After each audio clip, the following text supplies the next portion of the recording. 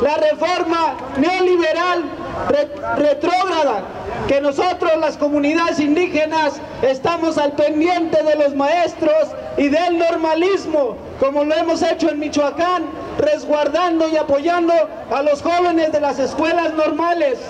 Nosotros les compartimos la experiencia ante la autonomía y libre determinación que exigíamos para hacer uso de este derecho.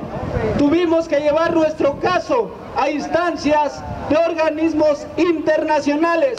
Sabemos que aquí en México es muy difícil que le podamos ganar a las instituciones vendidas, nefastas, compradas por el neoliberalismo, pero nosotros le ganamos al Supremo Tribunal Electoral el derecho a la autonomía y libre determinación con sustento en los tratados internacionales, como lo es la Organización Internacional del Trabajo, como lo son la resolución de las Naciones Unidas sobre derechos indígenas.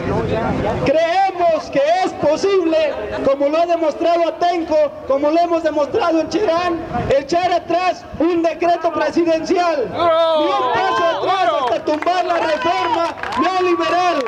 Duro, compañeros.